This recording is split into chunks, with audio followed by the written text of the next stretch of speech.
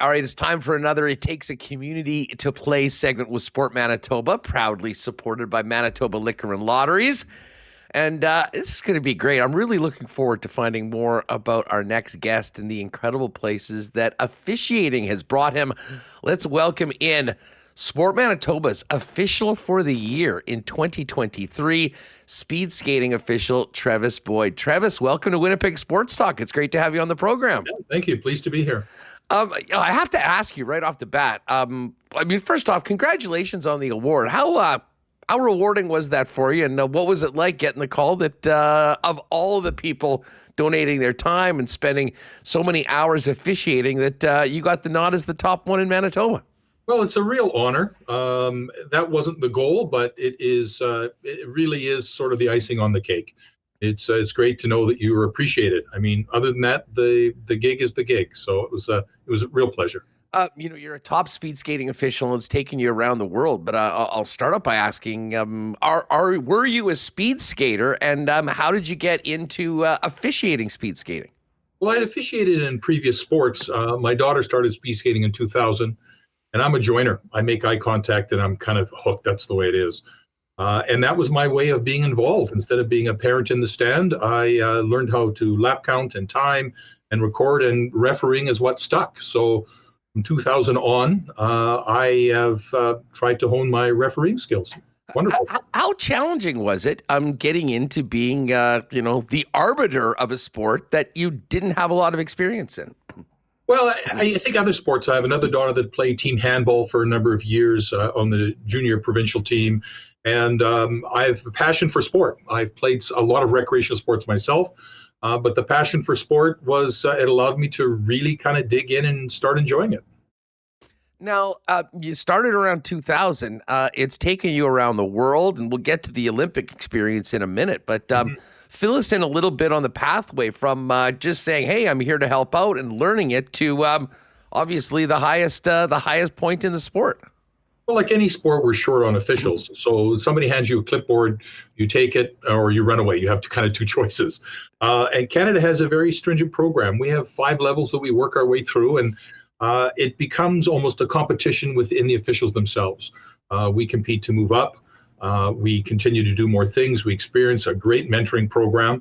And each level is just that much more exciting. It was nice to go to Canada Winter Games, to do Canada Cups, and then eventually to do World Cups, and then from World Cups to Championships and Olympics. So every step has its rewards, and it's interesting. The lower the levels are, level 1, level 2, when you're an introductory official, those are the most challenging because it's a learning experience for all the officials within that zone.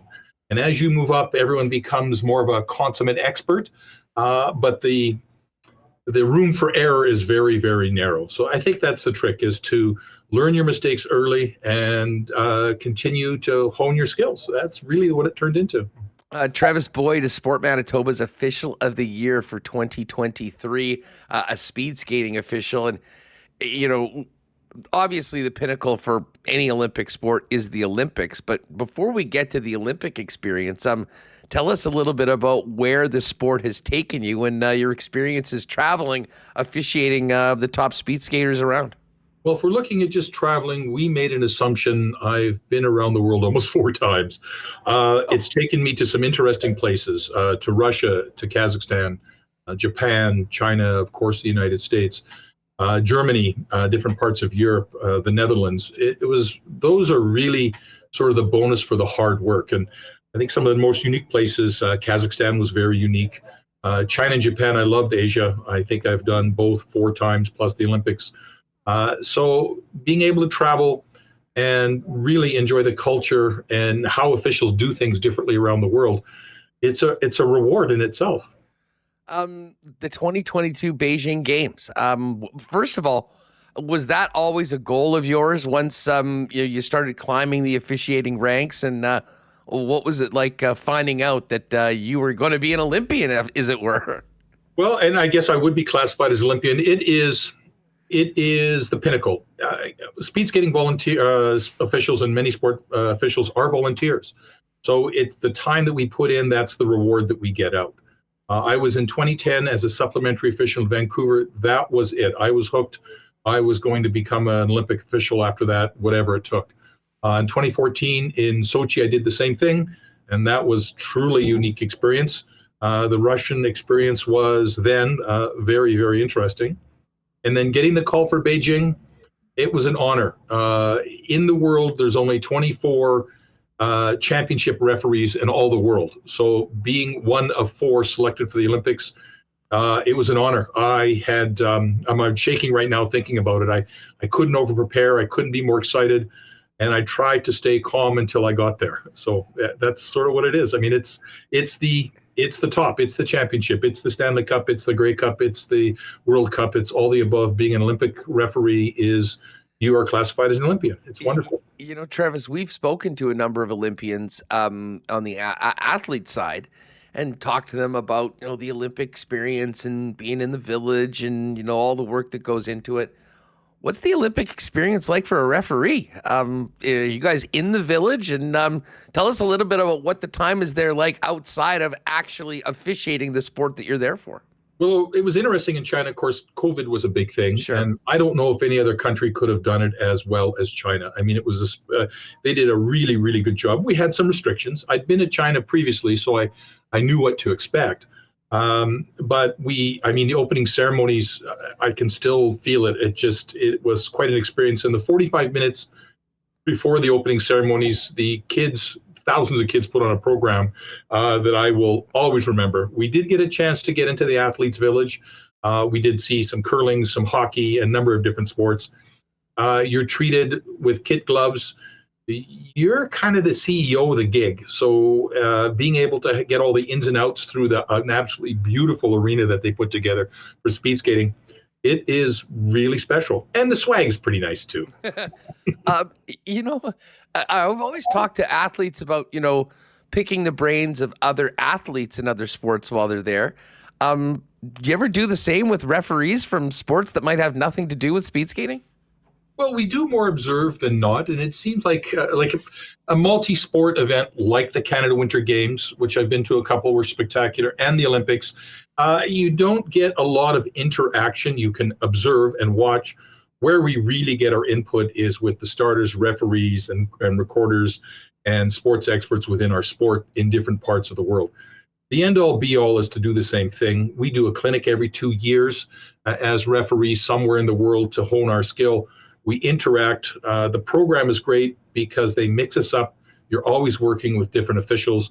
So you feed off each other. The senior officials were true mentors. The junior officials, it's wonderful that they observe and they want insight. So it really is an all-out share. I have to ask you, as someone, I think like a lot of casual sports fans, it's sort of see speed skating at the Olympics, and we sort of all get into it. Obviously, there's tons of great Canadians, and Manitoba's got a great history in the sport. We do see fouls and things that are called that I think the average fan doesn't. What's the most challenging part of being a speed skating official? And maybe what's that final step? What do you and the championship officials have that the others lower down are working on? I think a lot of it is experience. You have to be exposed to it. You can learn and read all you want, but until you have hands-on experience and see what's going on, sometimes it's very difficult.